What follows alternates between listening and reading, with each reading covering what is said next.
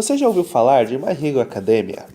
Também conhecido como Boku no Hero Academia, é um mangá e anime publicado pela Shonen Jump, a mesma revista de Naruto, Dragon Ball e outros, desde o ano de 2014, tendo bastante sucesso a ponto de, recentemente, fazer um pequeno crossover para promover o filme Vingadores Guerra Infinita no Japão. A história de Boku no Hero, inspirada pelos quadrinhos americanos, acompanha o jovem Midoriya Izuku para se tornar o maior dos heróis e superar seu ídolo, All Might.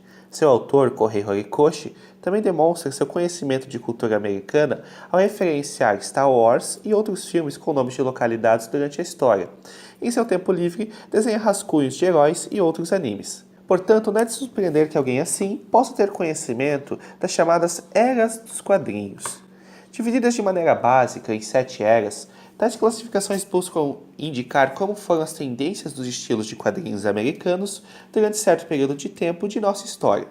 Hoje, falaremos um pouco destas eras que também influenciam os filmes da Marvel e da DC tão populares hoje em dia e que também parecem influenciar a história de My Hero Academia. Aviso, este vídeo possui spoilers da terceira temporada a partir do tempo indicado na tela e após o tempo embaixo deste, spoilers que provavelmente vão além da terceira temporada. A primeira destas eras seria a do proto-herói, ou seja, das histórias que a humanidade possuía antes de termos criado o conceito de super-herói como conhecemos hoje, como as histórias dos semideuses gregos ou os contos do Rei Arthur. Podemos associar esta era ao período antes do surgimento das individualidades no universo de Boku no Hero, onde apenas histórias de super-heróis existiam, sendo basicamente o nosso mundo. A segunda, chamada de Era de Ouro, iniciada por volta de 1938, foi o surgimento dos super-heróis clássicos, como o Super-Homem, cujo design parece ter inspirado e é bem similar ao da forma muscular de All Might. Aqui, as histórias não eram tão bobas, mas também não tão adultas, pois os escritores estavam apenas começando a descobrir o que funcionava como uma boa história de super-herói. Deve-se notar que a profissão de herói no mundo de Boku no Hero foi estabelecida por 7 heróis em uma cidade dos Estados Unidos, parecendo uma referência à Liga da Justiça, um dos primeiros supergrupos a existirem na história dos quadrinhos americanos. A terceira, chamada de Era de Prata em 1956, é considerada uma das mais polêmicas, pois deve ser o início tanto da depressão que tomou conta da sociedade com as duas guerras mundiais, quanto a um livro chamado A Sedução dos Inocentes, publicado por Frederick Wertham, onde ele acusava os quadrinhos de irem contra os valores da época, dizendo que eles poderiam influenciar os jovens leitores. Tanto a perda de vendas quanto este livro levaram à criação do Código de Quadrinhos, uma espécie de selo de censura e classificação indicativa muito rígido, que dificultava a escrita de histórias.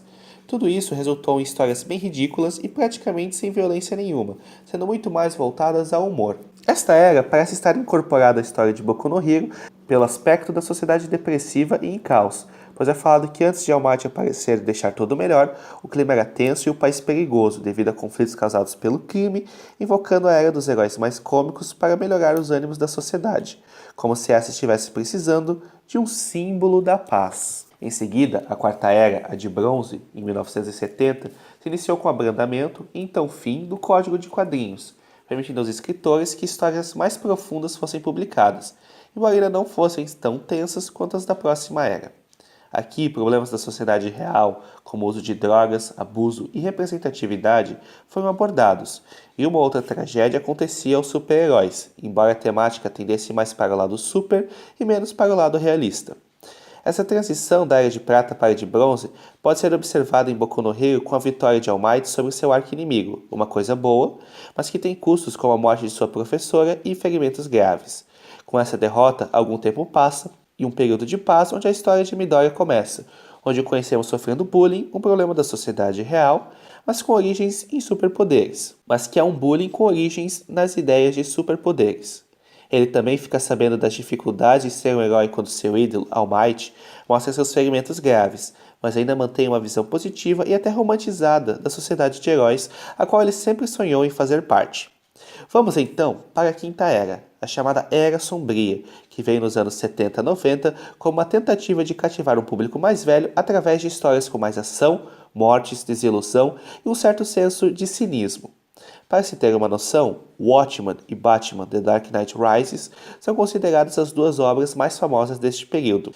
Aqui também que o conceito de anti-herói, como conhecemos hoje, teve sua origem. Alguém que tem bons ideais, mas possui métodos questionáveis ou até criminosos, como o Justiceiro da Marvel, estando sempre na linha entre bem e mal. Em Boku, a entrada em uma era mais sombria e mais séria é marcada pela entrada do vilão Sten, uma pessoa que deseja uma sociedade melhor, onde o verdadeiro heroísmo é valorizado simplesmente por ser uma boa ação, não porque é possível ganhar dinheiro, abrir agências e produzir merchandising em cima de ações heróicas, como é o caso da sociedade de Boku no Hero.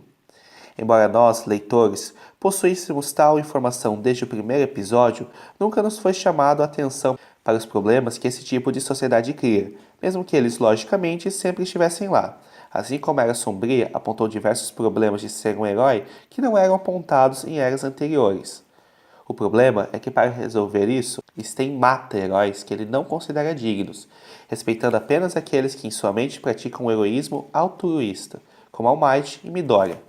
Até seu visual, com um cachecol meio rasgado, espinhos e uma espada mal afiada, lembram os designs da Era Sombria, invocando a ideia que os americanos chamam de edge, algo não convencional, diferente e normalmente mais sombrio, com a única intenção de parecer mais legal através da quebra de padrões que esperamos dos nossos heróis. Por exemplo, olhem para essa foto do Homem-Aranha e essa foto do personagem Carnificina. Mesmo eles sendo parecidos, se você tivesse que apostar em um deles para ser o anti-herói ou o vilão, em qual você apostaria? Até mesmo os efeitos causados pela ideologia de Sten lembram os efeitos da Era Sombria, pois assim como algumas pessoas dentro do universo de Boku no Hero apoiam seus ideais como os corretos para a sociedade, algumas pessoas em nosso mundo acham que todas as histórias de super-herói devem ser edgy, conforme um dos responsáveis da DC, Geoff Johns, comentou em maio de 2016. Também podemos comparar os dois ataques da Liga de Vilões como exemplo desta representação de eras no mangá. Pela nossa divisão, a primeira invasão seria durante a Era de Bronze. E durante essa invasão, tudo acontece de dia, todos os alunos saem praticamente ilesos e tem esses momentos de destaque lutando contra capangas e os vencendo facilmente para mostrar suas habilidades.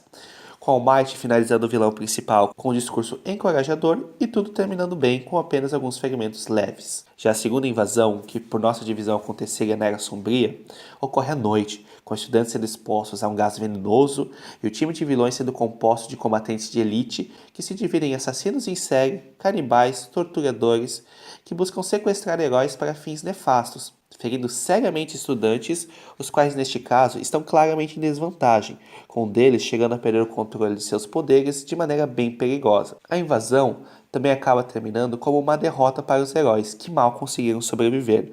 O fato do grupo de vilões conter, em minoria, alguns admiradores da ideologia de Sten, com graus variáveis de entendimento, parece reforçar a noção anteriormente citada por Geoff Johns, que algumas pessoas acreditam que as histórias de herói sempre devem ser desse jeito. Este evento também nos leva diretamente à nossa próxima parada nessa jornada pelas eras dos quadrinhos. A sexta e penúltima era não é bem uma era, mas sim mais um marco, com um evento chamado de Crise em Infinitas Terras, publicado em 1986 pela DC, um super evento de crossover de vários heróis, quando esses tipos de evento ainda não eram tão comuns, com o final abalando todo o multiverso dos heróis, que nunca mais foi o mesmo e que eventualmente vai dar início à sétima era, a era moderna onde nós estamos atualmente. Tal evento se reproduz em Boku no Hero com a luta entre All Might e All for One, que termina por retirar tanto o ídolo da paz quanto o ídolo do crime do mundo, fazendo com que toda a sociedade, tanto a legal quanto a ilegal, tenha que se reestruturar para ocupar o vácuo deixado por essas duas figuras. Começamos então